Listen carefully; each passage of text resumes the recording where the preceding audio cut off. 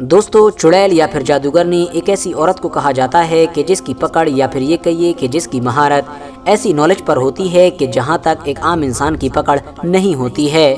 बल्कि ये कहिए कि हम लोगों को बचपन से ही ये सिखाया और समझाया जाता है कि एक चुड़ैल और जादूगरनी वो सब कुछ कर सकती है कि जिसके बारे में एक आम इंसान सोच भी नहीं सकता है। चाहे बात हो रही हो ईस्ट की या फिर वेस्ट की, नॉर्थ की या फिर साउथ की, आप लोगों को दुनिया के हर इलाके में, हर कल्चर में, हर तहजीब में चुड़ैलों से रिलेटेड बहुत सारी अलग अलग तरह की कहानियाँ और किस्से सुनने को मिल ही जाएंगे। इवन ये समझिए कि दुनिया की लगभग हर ज़बान में ऐसी बहुत सारी किताबें भरी पड़ी हैं कि जिनके अंदर चुड़ैलों की कहानी लिखी हुई हैं। लेकिन दोस्तों, आज की इस वीडियो में हम आप लोगों को इन्हीं सारी कहानियों की जड़ से मिलवाने वाले हैं, यानी इतिहास की एक ऐसी औरत से मिलवाने वाले हैं कि जिसके बारे में ये माना जाता है कि इस औरत के बाद से ही चुड़ैल और जादूगरनी या इस तरह की सारी कहानियाँ हमारी इस दुनिया में शुरू हुई थीं। हैरानी की बात तो ये है कि इस औरत का जिक्र सिर्फ दुनिया की अलग अलग ऐतिहासिक किताबों में ही नहीं, बल्कि बाइबल जैसी एक बड़ी धार्मिक किताब में भी मौजूद है। बाइबल में इसको एक ऐसी औरत के तौर पर दिखाया गया है कि जो रूहों यानी आत्माओं से संपर्क कर सकती थी। बाइबल के मुताबिक ही यही वो औरत थी कि जिसकी मदद के जरिए से मशहूर बादशाह यानी हजरत तालूत ने बनी इसराइल में ही गुजरे एक नबी के जिनका नाम हजरत शमवील था और जिनको अलग अलग नामों से भी जाना जाता है, उनकी वफात के बाद उनके रूह से संपर्क किया था, यानी उनकी रूह से कांटेक्ट बनाया था। यहूदियों और ईसाइयों में इस औरत को आज भी विच ऑफ एंडोर के नाम से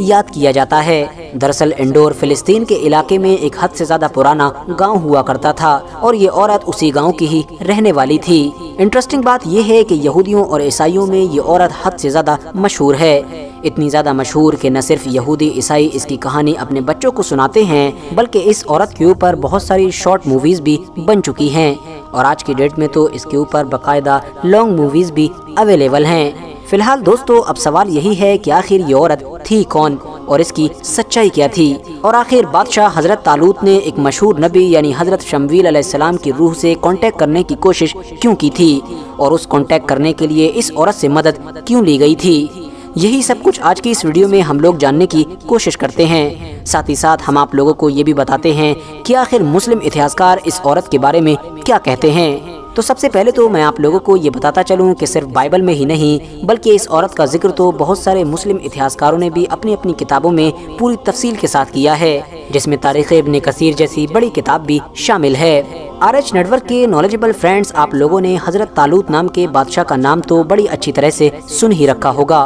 क्योंकि इनका जिक्र तो मुस्लिम धर्म की सबसे मुकद्दस किताब यानी कुरान के अंदर भी मौजूद है। ये बनी इसराइल के एक ऐसे बादशाह थे कि जिनको इनके दौर के नबी यानी हजरत शमवील अलैहिस्सलाम ने अल्लाह के हुक्म से ही इनको वहाँ का बादशाह बनाया था और इनकी लीडरशिप में ही बनी इसराइल के लोगों ने कौम अमालिका जैसी खतरनाक कौम से जंग की थी और इस जंग में फतह भी हासिल की थी।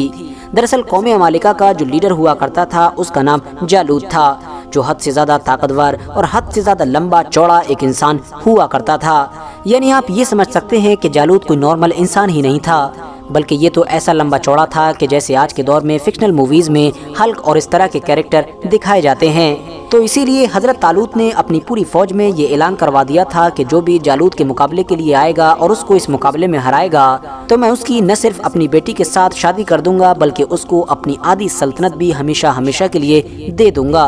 लिहाजा इस ऐलान के बाद बनी इसराइल के लश्कर से हजरत दाऊद अलैहिस्सलाम बाहर आए। याद रहे कि ये वही मशहूर पैगंबर हजरत दाऊद अलैहिस्सलाम हैं कि जिनको इस्लाम धर्म के साथ साथ यहूदियों और ईसाइयों में भी बहुत ज़्यादा माना जाता है। जहाँ एक तरफ मुस्लिम लोग इनको दाऊद के नाम से जानते हैं, तो वहीं यहूदी और ईसाई ज़्यादातर इनको डेविड के नाम से पुकारते हैं। फिलहाल हजरत दाऊद अलैहिस्सलाम ने चंद लम्हों के अंदर ही इस मुकाबले में जालूत को पूरी तरह से चारों खाने चित कर दिया और देखते ही देखते जालूत वहीं पर ढेर हो गया। ऐलान के मुताबिक बादशाह हजरत जालूत ने न सिर्फ अपनी बेटी का निकाह हजरत दाऊद अलैहिस्सलाम के साथ किया, बल्कि उनको अपनी सल्तनत में शरीक भी बना लिया। यानी अब आप ये समझ सकते हैं कि एक तरीके से वो इस सल्तनत में पार्टनर बन चुके थे। मगर जैसे जैसे वक्त गुजरता गया वैसे वैसे अब धीरे धीरे हजरत दाऊद अलैहिस्सलाम की बहादुरी और होशियारी के किस्से दूर दूर तक मशहूर होते चले गए اور نتیجہ یہ ہوا کہ ایک وقت ایسا آیا کہ جب بنی اسرائیل کے لوگ ان کی بہادری اور شجاعت کی وجہ سے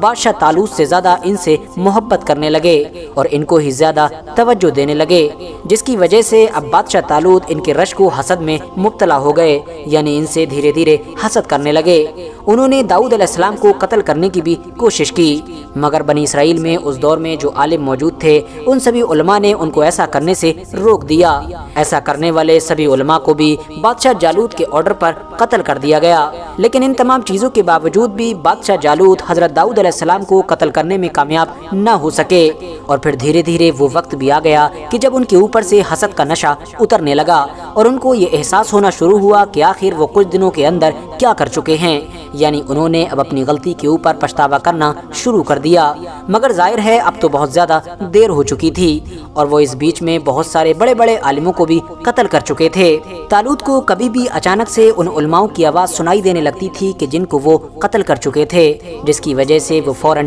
ڈر بھی جایا کرتے تھے، مگر پھر قتل ہونے والے انہی سبھی یہودی علماؤں کے ایک ساتھی کہ جو ابھی بھی زندہ تھے اور چھپ چھپ کر گمنامی کی زندگی گزار رہے تھے، ان سے طالوت کی ملاقات ہوئی۔ بادشاہ طالوت نے ان کے سامنے اپنی پریشانی رکھی تو انہوں نے بادشاہ طالوت کو ایک ایسی عورت کے بارے میں بتایا کہ جو ان کی ساری مصیبت کو حل کر سکتی تھی۔ ان یہودی عالم کے مطابق یہ عورت نہ صرف حد سے زیادہ نالجبل تھی اور بے شمار سبجیکٹس پر مہارت رکھا کرتی تھی، بلکہ ایسی قابل بھی تھی کہ جس کی دعا کبھی بھی رد نہیں ہوتی تھی۔ لہٰذا یہ عورت فوراً بادشاہ حضرت طالوت کو ایک نبی کی قبر پر لے کر گئی اور وہاں پر جا کر اس عورت نے خدا سے یہ دعا کی کہ جو قبر کے اندر نبی موجود ہیں ان کو زندہ کر دیا جائے، اور واقعی اس کی یہ دعا فوراً قبول بھی ہو گئی۔ بنی اسرائیل کے ان نبی نے اپنی قبر سے باہر آ کر بادشاہ حضرت طالوت کے پاسٹ میں کیے گئے سارے گناہوں کی معافی حاصل کرنے کا طریقہ بتایا اور ان کو بتایا کہ کس طرح سے وہ معافی حاصل کر سکتے ہیں۔ ان کے مطابق بتایا ہوا طریقہ یہ تھا کہ بادشاہ طالوت فوراً اس شہر کو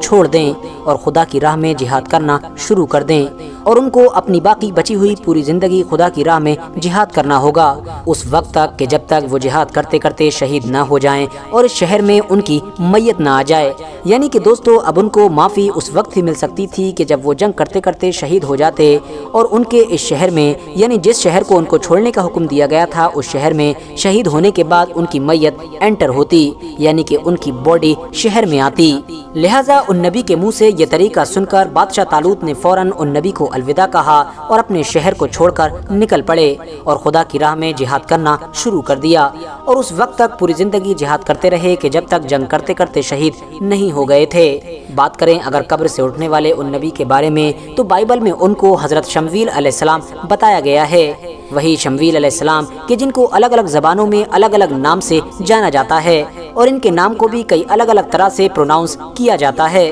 حالانکہ یاد رہے کہ امام ابن کثیر نے اپنی کتاب یعنی تاریخ ابن کثیر میں قبر سے نکلنے والے ان نبی کا نام حضرت یوشع علیہ السلام بتایا ہے۔ وہیں دوسری طرف وچ آف انڈور نام کی وہ عورت کہ جس کو بائبل میں ایک ایسی عورت کے طور پر دکھایا گیا ہے کہ جو روحوں سے کانٹیکٹ کرنے میں یعنی آتماؤں سے سمپرک کرنے میں مہارت رکھا کرتی تھی، تو اس کو بھی امام ابن کثیر نے اپنی کتاب میں ایک ایسی عورت کے طور پر مینشن کیا ہے کہ جو نہ صرف حد سے زیادہ بوڑھی تھی بلکہ بہت زیادہ نیک بھی تھی۔ فی الحال دوستو آج کی اپنی ویڈیو کو ہم یہیں پر ختم کرتے ہیں۔ ویڈیو پسند آنے پر نہ صرف ویڈیو کو لائک کریں بلکہ اپنے فرینڈز کے ساتھ بھی ضرور شیئر کریں، اور اسی طرح کی نالجبل اور ہسٹوریکل ویڈیوز ہمیشہ دیکھنے کے لیے ہمارے اس چینل کو سبسکرائب کر کے ساتھ ہی میں بیل آئیکن کو بھی پریس کر دیں۔